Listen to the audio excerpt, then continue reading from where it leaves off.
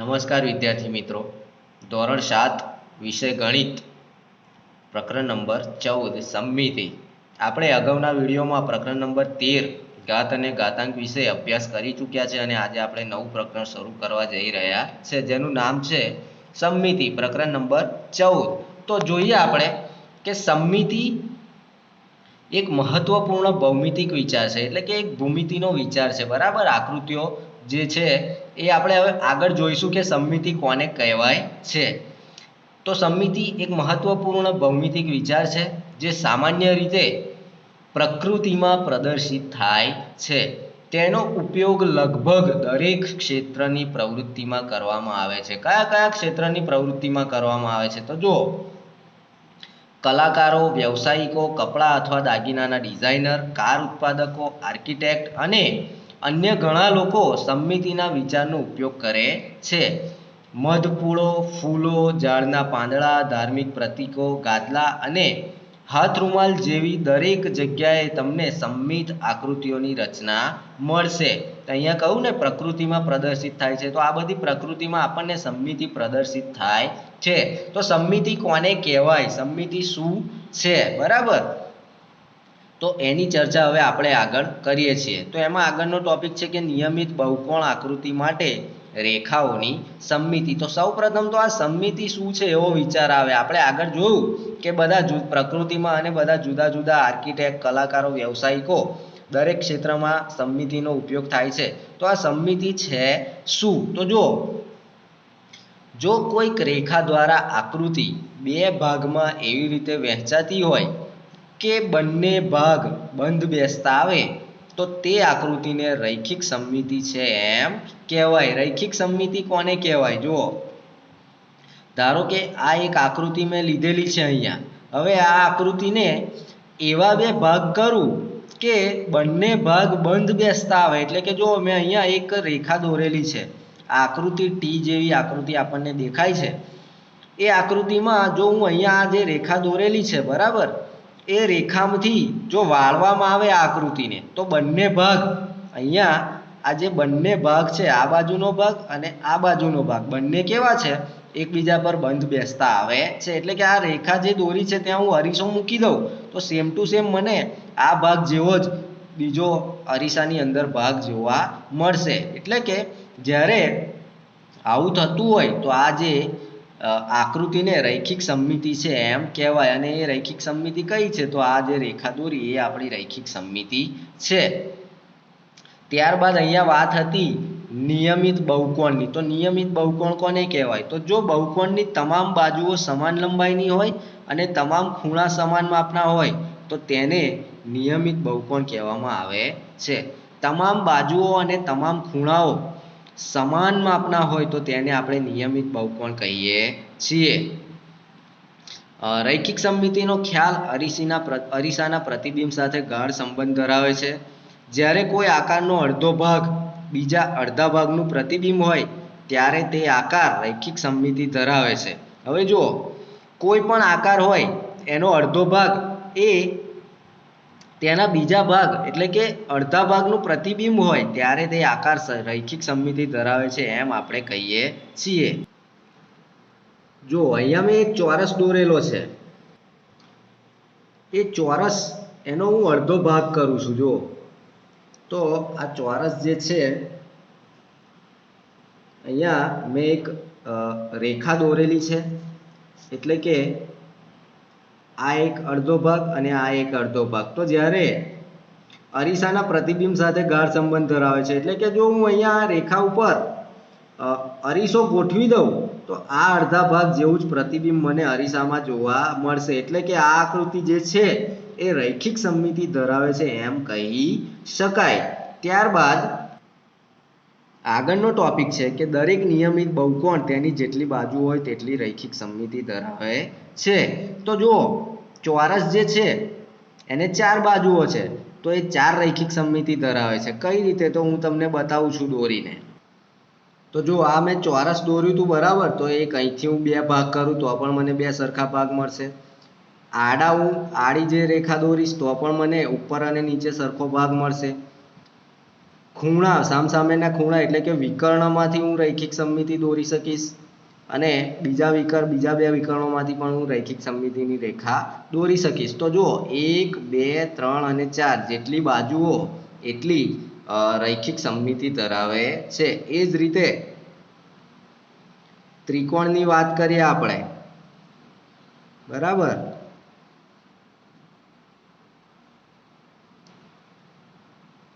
તો ત્રિકોણમાં પણ કેટલી બાજુઓ છે? 1 2 અને 3. તો ત્રિકોણ પણ જો અહીંયા આ એક રૈખિક સમમિતિની રેખા છે, તો બંને ભાગ કેવા થશે? સરખા થશે. ત્યારબાદ હું આ બીજી રૈખિક સમમિતિની રેખા થશે અને આ રેખા દોરીશ તો આ ત્રીજી રૈખિક સમમિતિની રેખા થશે. તો નિયમિત બહુકોણ જેના સમબાજુ ત્રિકોણ છે આ, બરાબર, 3 બાજુઓ સરખી એટલે કે આ નિયમિત બહુકોણ છે. તો જેટલી બાજુઓ એટલી રૈખિક સમમિતિ ધરાવે છે. તો હવે આપણે આ રૈખિક સમમિતિ ઉપર આગળનું સ્વાધ્યાયની ચર્ચા કરીશું.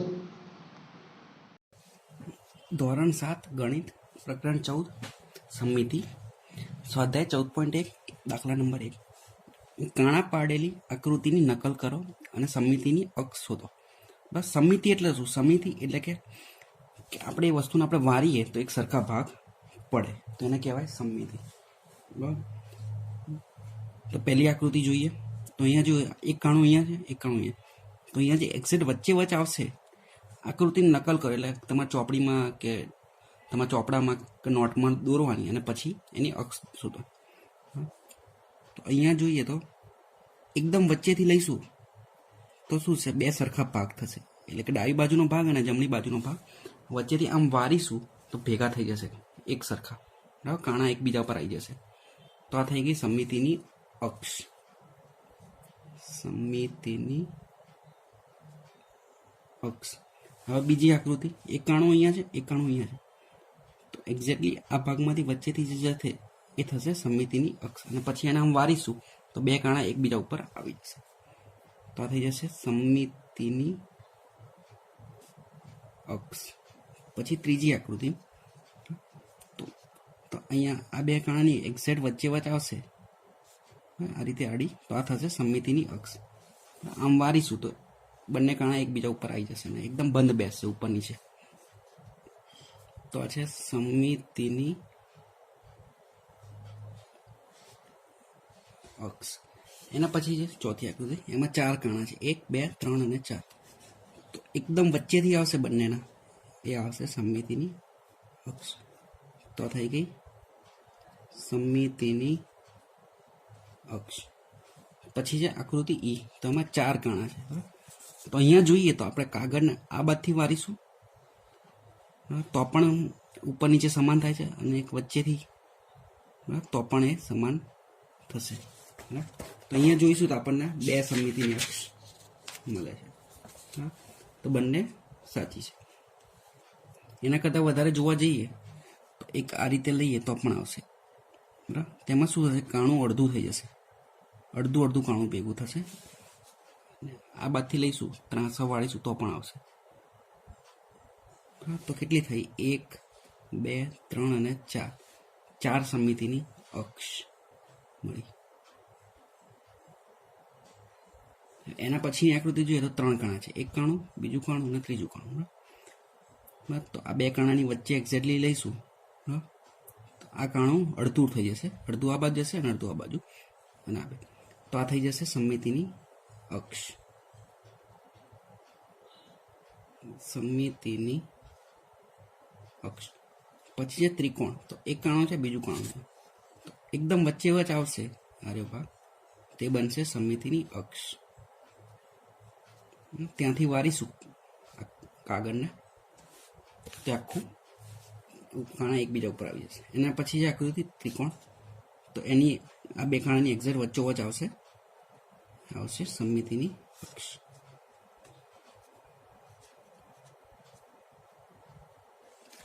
એના પછીની આકૃતિ છે, જમણી બાજુ આપેલી છે, એ જોઈએ.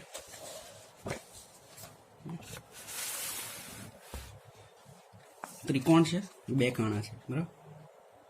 તો અહીંયાથી જો લઈશું તો હરખું નહીં આવે, ઉપરનો ભાગ નાનો થશે, નીચેનો વધારે. તો એકદમ વચ્ચેથી આ રીતે આવશે. તો આ થશે સમમિતિની અક્ષ. પછી છે વર્તુળ, બે કાણા છે, એક અને બીજું, તેની એક્ઝેક્ટ વચ્ચેથી આવશે આ રીતે, તે બનશે સમમિતિની અક્ષ. અને એક આડામાં પણ આવશે, જે કાણું છે એનો અડધો અડધો ભાગ કરી દેશે. તો અહીંયા બે અક્ષ મળશે, સમમિતિની અક્ષ બે છે. એના પછી છે બીજું એક વર્તુળ છે, બરાબર. એમાં જોઈશું તો એમાં પણ આ જ રીતે બે મળશે, એક આ રીતે, એમાં ચાર કાણા છે, અને આ અહીંયા મળશે બે સમમિતિની અક્ષ. એના પછી વર્તુળ છે એમાં ત્રણ કાણા, બરાબર. તો સાચવીને જોવું પડશે. જો અહીંયાથી આડી રાખીશું તો ઉપર કાણું છે પણ નીચે નથી, એટલે આમ ઊભી આવશે એક.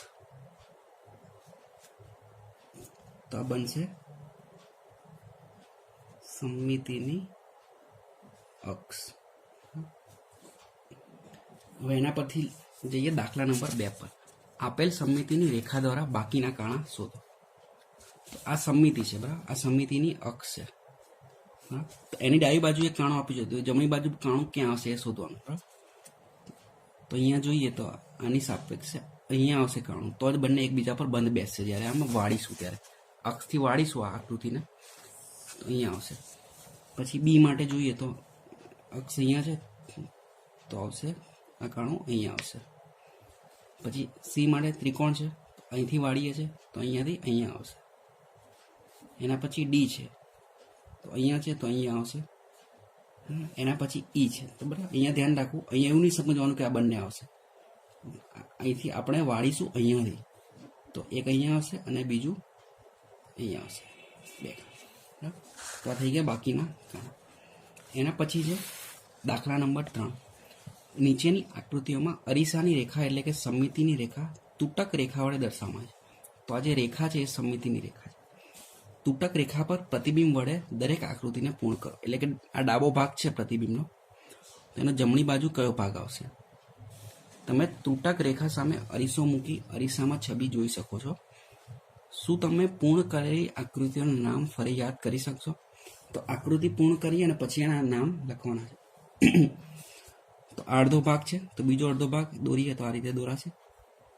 તો આ શું થઈ જશે? ચોરસ, દરેક બાજુ સમાન.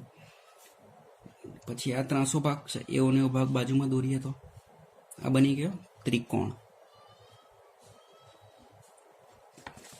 પછી છે આ ભાગ છે, ફરીથી એવો દોરીએ તો આ શું થઈ જશે? ચારે બાજુ સરખી હોય તેવો સમબાજુ ચતુષ્કોણ. ચતુષ્કોણને ચાર બાજુ, તો આ થઈ ગયો સમબાજુ ચતુષ્કોણ.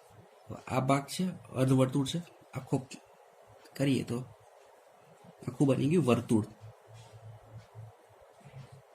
પછી આ ભાગ છે, આનો બીજું બાજુમાં દોરીએ ફરીથી, તો અહીંયા કેટલા થાય? 1 2 3 4 ને 5. તો આ થઈ ગયો પંચકોણ, 5 બાજુ વાળો.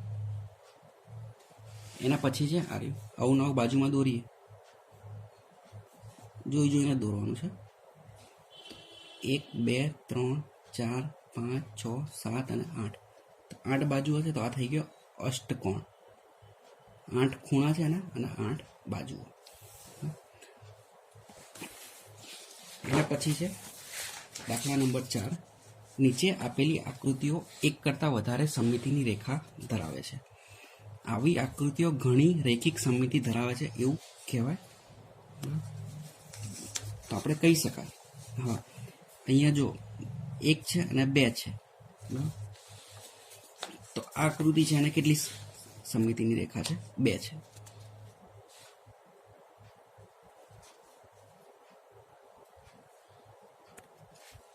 પછી આકૃતિમાં જોઈએ તો 1 2 3 અને 4 છે. આકૃતિમાં જોઈએ તો 1 2 અને 3 છે. તો નીચેની આકૃતિઓ છે એમાં આપણે શોધવાની છે કે કેટલી રૈખિક સમમિતિઓ છે. તો પહેલું છે ત્રિકોણ અને એની આજુબાજુમાં 3 વર્તુળ છે. તો આમાં આપણે 3 રીતે કરી શકીએ.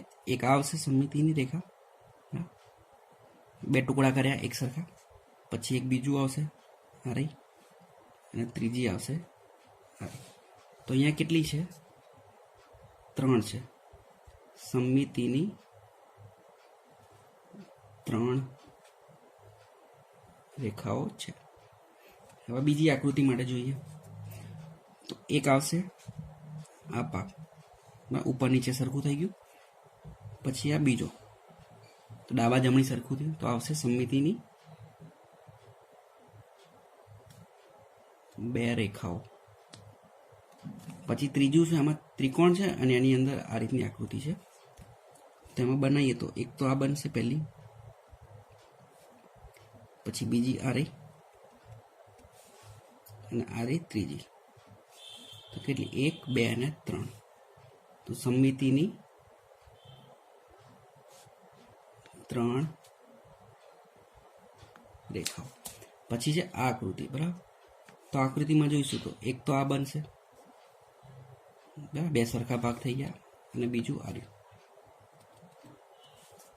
1 અને 2. તો સમમિતિની 2 રેખાઓ.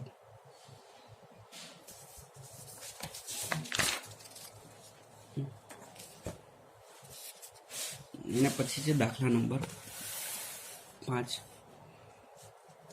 પણ પહેલા આ જે છે એનું પણ જોઈ લઈએ.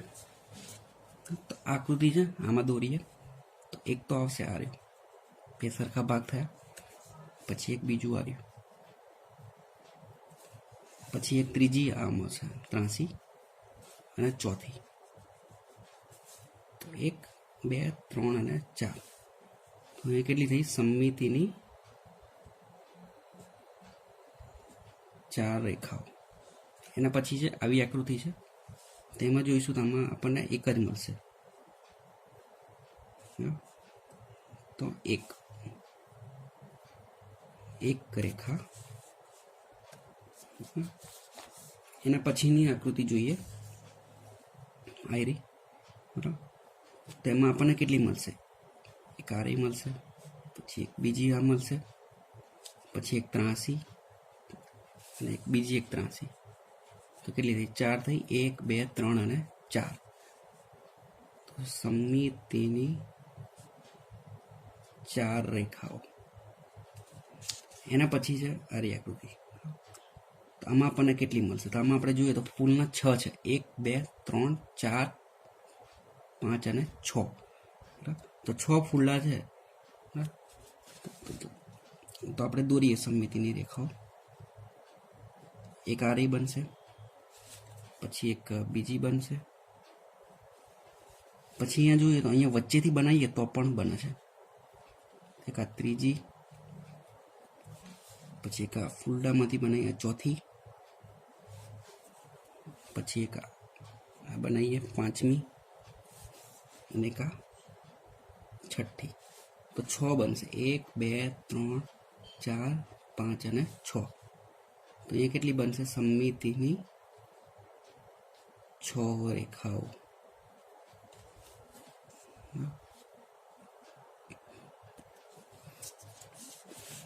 દાખલા નંબર 5. અહીં આપેલ આકૃતિની નકલ કરો. રૈખિક સમમિતિ તરીકે કોઈ પણ એક વિકર્ણ લો અને વિકર્ણ વિશે આકૃતિને સમમિત બનાવવા માટે વધુ ચોરસ છાંયાંકિત કરો. શું તેના માટે એક કરતાં વધુ રીત શક્ય છે? શું આકૃતિ બંને વિકર્ણો વિશે સમમિત હશે? બરાબર. તો પહેલા દાખલાને સમજીએ શું કહેવા માંગે છે. એક વિકર્ણ, બરાબર. તો આ ચોરસ આકૃતિ છે, વિકર્ણ કોને કહેવાય? તો આ જે ત્રાસી લાઈન બનશે એ છે વિકર્ણ. તો આપણે એક દોરી દઈએ વિકર્ણ.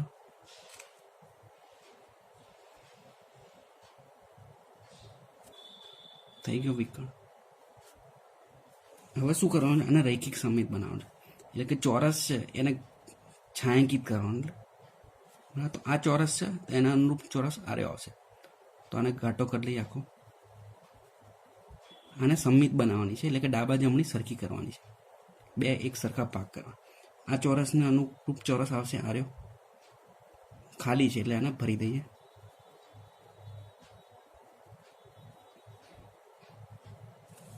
પછી આ ચોરસ છે તો એને અનુરૂપ ચોરસ આવશે આ રહ્યો.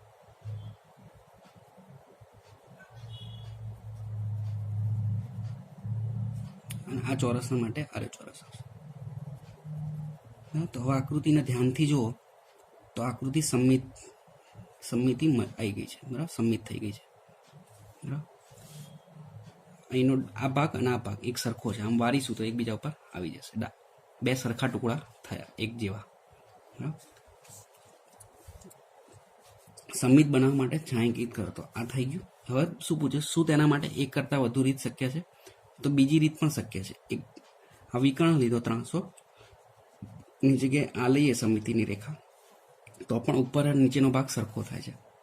પછી એક આ લઈએ તો પણ થાય છે, બરાબર. પછી એક ઊભો લઈએ, તો શું આકૃતિ બંને વિકર્ણો વિશે સંમિત હશે? તો આ એક વિકર્ણ હતો, પહેલો વિકર્ણ, એના માટે આપણે સંમિત બનાવી. આ બીજા વિકર્ણ માટે જોઈ લઈએ કે સંમિત છે કે નહીં.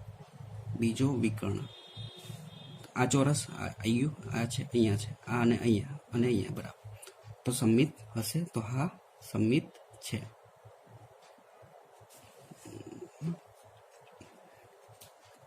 એના પછી શું આપ્યું છે? આપેલી આકૃતિની નકલ કરો. દાખલા નંબર 6, દરેક આકારને દર્શાવેલી તૂટક રેખાની આસપાસ સંમિત બને તે રીતે પૂર્ણ કરો. તો આ આકૃતિને એવી બનાવવાની છે જેથી સંમિત બને, એટલે કે અને કાપીને આપણે આમ વારીએ તો એક સરખો થઈ જવું જોઈએ, બરાબર. તો પહેલાં બનાવીએ. તો આ લાઈન છે, અહીંયા 2 ચોરસ સુધી જાય છે, તેને આ બાજુ આમ 2 લઈએ, પછી 2 આ બાજુ લેવાની છે આમ, પછી આ કઈ રીતે જશે? 1 અને 2 તો આમ જશે, પછી જશે 2, તો 2 ખાના એટલે અહીંયા આવશે.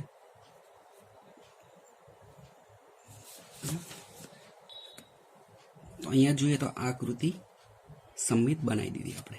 આ તૂટક રેખાની આજુબાજુ સંમિત થઈ ગઈ. જેવો ડાબી બાજુ ભાગ છે એવો જમણી બાજુ થઈ ગયો. હવે આ આકૃતિને બનાવવાની છે. તો પહેલાં જોઈએ તો પહેલી લાઈન ક્યાં આવશે? એક તો અહીંયા આવશે, એક અને બીજું ચોરસ, તો એક ચોરસ બીજું ચોરસ, તો એક લાઈન આ રહી આવશે, પછી એક આ આવશે અને પછી એક આ રહી. તો આ થઈ ગઈ સંમિત આકૃતિ. તો આ આખી સંમિત નથી થઈ, બરાબર. એના માટે એક આ લાઈન માટે કરવાની છે, તો પહેલા આના માટે કરીએ તો આ રીતે બનશે. હવે અહીંયા સમિતિની 2 રેખા આપી છે, એક આ આપી છે અને બીજી આ રહી છે. તો બંને માટે બનાવવાની છે, એટલે કે આખી બંધ આકૃતિ બનશે આ રીતે. તો હવે આકૃતિને જોઈએ તો સમિતિની આ રેખા માટે અને આ ઊભી રેખા બંને માટે સંમિત થઈ ગઈ છે. એના પછી છે આકૃતિ. તો પહેલા તો આકૃતિને આપણે સંમિત કરવી છે, બરાબર છે. તો એના માટે આ 3 દોરવા પડશે. તો પહેલા આ દોરીએ, પછી આ રહ્યું. તો હવે જોઈએ તો આ રેખા માટે સમિતિની આકૃતિ સંમિત છે, ઉપર નીચે સરખી, અને આ માટે બંને માટે સંમિત છે. હવે જે છેલ્લું છે એ થોડું અઘરું જેવું છે, બરાબર. એ છે જેવું આપેલું છે એવું ને એવું દોરવાનું છે બાજુમાં, બરાબર. તો આ તમે જાતે પણ દોરી શકો છો. 1 2 આ રીતે આમ જવાનું, પછી એક આમ જવાનું, બરાબર. તો આ થઈ જશે આકૃતિ સંમિત.